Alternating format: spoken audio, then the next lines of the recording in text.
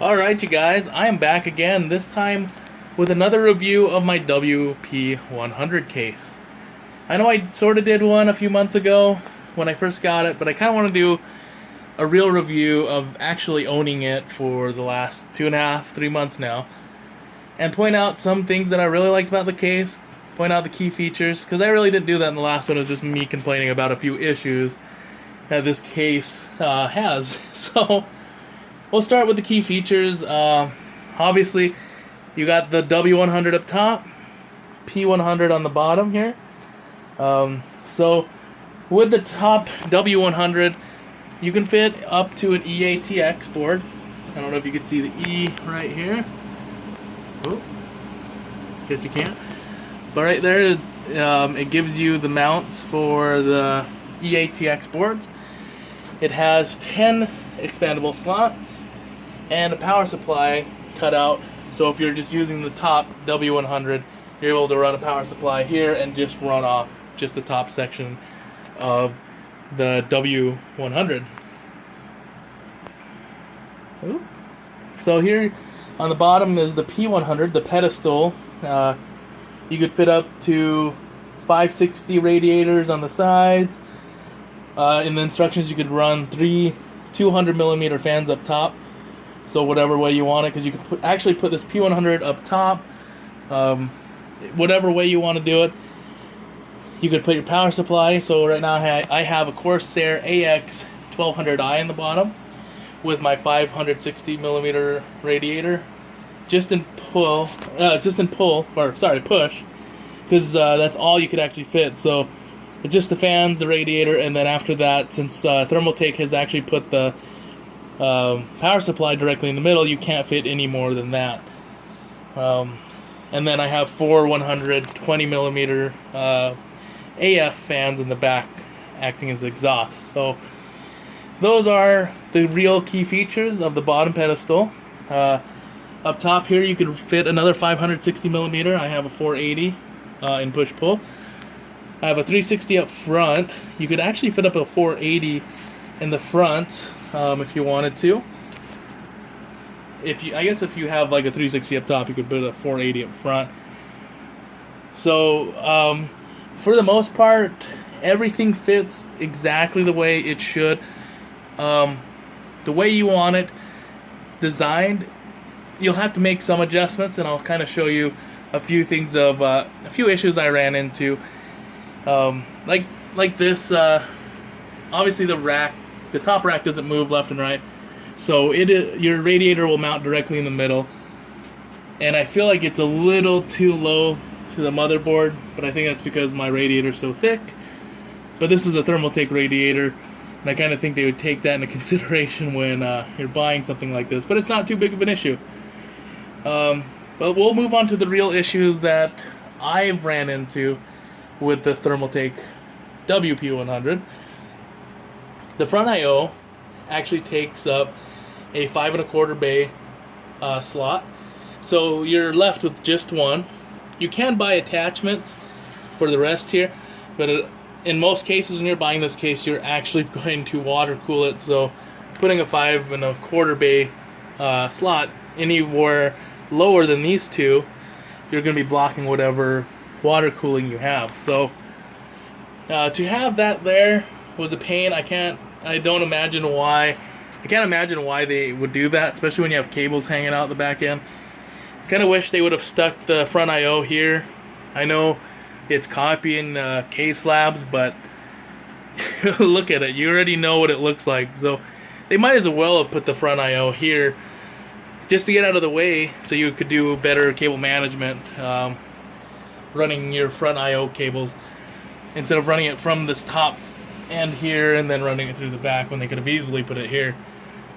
But I'll kind of go over the other few issues I've ran into with this case. I guess I should go over. This is a steel chassis. It's not aluminum. A lot of people were thinking it was cheap aluminum, but it's actually steel. So it is very heavy. When I got this shipped to me, it was 75 pounds on the sticker for both the W100 and the P100. So you can imagine how much it actually weighs with all the water cooling, the radiators, all the hardware inside it. This thing is heavy. So just in case you were wondering how you get it to lug around, I'm a big guy, so it's not too hard for me, but I can imagine for anyone else, this thing is a tough bastard to haul around, especially when it's full. So we'll go on to the problems I ran into with the pedestal. So after I put it together and I was running all my lines and everything, I was getting ready to run my power cables, I noticed they didn't have cutouts. This was a big problem for me, especially when you pay to get that additional pedestal. They don't add another piece up top so you can run your power cables through. So there's a couple solutions that Thermaltake said to do, which kind of is irritating, especially when you pay $500 for a case. Okay, so if you buy the bottom pedestal, which is the reason you buy, is either you put more radiators or your power supply or even hard drives. So even if you want to put hard drives here, they want you to run, so say you put your power supply, actually we'll start up top. So say you put your power supply here, you're supposed to run your power supply normally, just like a normal case would. That's why the W100 has that, so you can put your power supply there and then run your cables through just like normal. So, if you want an expandable space, a bit more cooling, you buy the P100, this whole bottom piece. This is actually what the bottom panel looks like when you actually buy. Actually, that's exactly what comes with the W100, and then it's exactly what comes with the P100. The exact same bottom plate here. So Thermaltake wants you to run power supply here, run your cables through this part here, which comes with an attachment that you could take this square piece here and put rubber grommet pieces like these.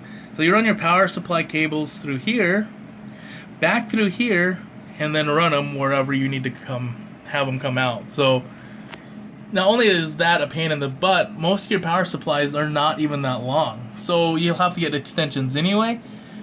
But what kind of a pain in the butt is that to run your power cables from here to here and back through the front? That is unnecessary cables that now you can't even hide them at that point. So for them to do that was ridiculous. The design flaw in that is such a pain. I don't get why they wouldn't have thought about that. So give me a second. I'll actually show you. After complaining about Thermaltake's flaw in the bottom panel, they actually got a hold of me, and I'll show you what they sent me. So after 2.5 months of waiting and complaining and telling them that they forgot something, this is what they sent me. Those are the cutouts that they decided to put in and send me one. These holes barely fit a 24-pin power cable through. You know, the spots are perfect for where they're at. I wish they would have made them bigger. And here's another thing about it, is this is exactly how it came. Bent. It came bent. They said it happened during shipping, but here's the box that came, and it's not bent in the middle, it's not busted. This is the styrofoam. It was perfectly packaged, and yet that happened. I'm sorry, but that doesn't happen during shipping. You would have to literally take the entire box and bend it in half. That happened before shipping. I know Thermaltake's been good to me. I don't want to keep bashing them on it, but now I have to do more work to get this fitted in my system, which, thank you Thermaltake for sending it to me, but now I'm going to have to tear apart my whole system and then do more work just to get that piece to work, to fit in there, in the hopes that it's not completely warped to where it's going to be uneven when I throw it in. And then I'm going to make the holes bigger. If anything, if I can't get that to work, I'll have my system torn down and I'll cut out even better slots for the power cables to run through. And just to give you guys a better, clear idea of what it should have looked like, especially for a case that was well over $500 when it came out, This is what it should have looked like. Someone on Amazon actually posted this because they were complaining about the exact same thing. They had to get it machine cut because apparently, you know, if you have the right tools, you can do it, but you can't just take a Dremel to it and expect the same results because it'll start to flex and it'll bend. The guy who got this done, that's a perfect job right there. And that's what Thermaltake should have done in the first place when selling the WP100, or P100 actually. That's what, so say you bought the W100 and you wanted to expand to the P100, this is what it should have came with on the P100 when expanding. So for their flagship case, they should have done better. By the way, this is what the grommets look like that you're supposed to pass your cables through if you run it through the bottom pedestal and go through by their instructions and what you're supposed to do. That's what the grommets look like. And then here's the other thing that I ran into was when I installed my power supply, their grommets they include do not touch the power supply. And I even called, well, I actually called Thermaltake because in the midst of all this, I actually had a leaking Thermaltake D5 pump. So I called them to try to get it RMA'd and fixed. But I asked them about this, and they said, "Oh, well, your power supply doesn't fit because it's not a Thermaltake one." I had a Thermaltake one, did not fit. Sorry, you guys, but that is exactly the way all power supplies are going to look when you mount them. So they emailed me back and said, "Oh no, the 4 screws should be more than enough to hold up a power supply." This is a 1200i. This thing is not light. So for 4 screws to not have any support is not good for the power supply. Anyone knows that. You're putting a lot of stress on your power supply just by hanging it by a couple screws. So they did modify them. All they did was send me a couple more of these and then cut one in half and then glued it to the other grommets. So it is working now. It was kind of a pain in the butt to even see that. But overall, the case is good per se. But at the time, this thing was selling brand new when they first came out. You could have gotten the Case Labs SMA8 or even their new ones. So,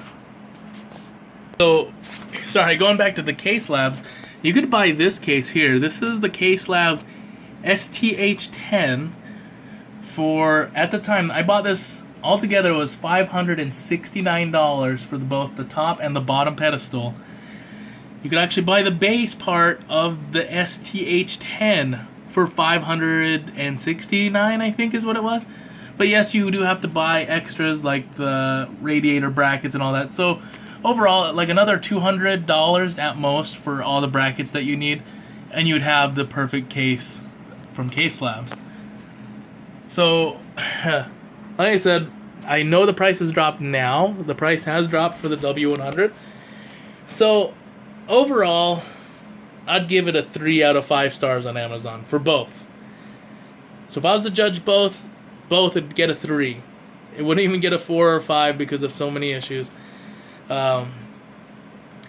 Build quality is good. With the steel construction, I still feel it's a little flimsy. But it is a steel construction case, so it is strong. Feel like they could have done a little bit better. But overall, this case, so we'll judge it from the top down. So the W100 here, I'd give it about a 3.5. Because it does, with just the top piece, it's perfect. Other than you do not get a removable motherboard tray. That is another thing that I was kind of disappointed about. Was for such a high-end case, you don't have a removable motherboard tray, which most high-end cases now do offer. So I hope that Thermaltake will add that in their next cases. A removable motherboard tray would be awesome. So that's another reason it doesn't get more than a 3.5 on, you know, a scale of 5. 3.5 is probably what it gets because that's another feature they should have added. The P100, I'm gonna give, I'd give that more of a 1, a 1 star, just because for it being an expansion slot and not having a bottom plate, included that has pass-throughs, that's a killer for the deal, especially when you can't even fit more than a push-pull on either end because they put the power supply directly in the middle. So even if you didn't, say you had radiators, you didn't have this bottom piece and you didn't want to cut through, so now you're running all the fan cables through those same grommets on top of your power supply cables going through, so it just looks terrible. So as of right now, the P100 would get a 1 just because it doesn't do too good as an expansion slot or expansion bay, because it's missing those key features that should have been included. But you know, if you guys have any more questions, I like I said, I am stuck with it. I'm gonna live with it. I'm gonna mod it some more, and I'll make it great. To be honest, I'm gonna make it better because there's a few things I want to add to this case, and you guys will see it in the next few videos. If you guys have any questions, put in the, leave me a comment. I'll answer it the best I can. Like and subscribe if you want to keep watching more videos. I'll catch you guys in the next one.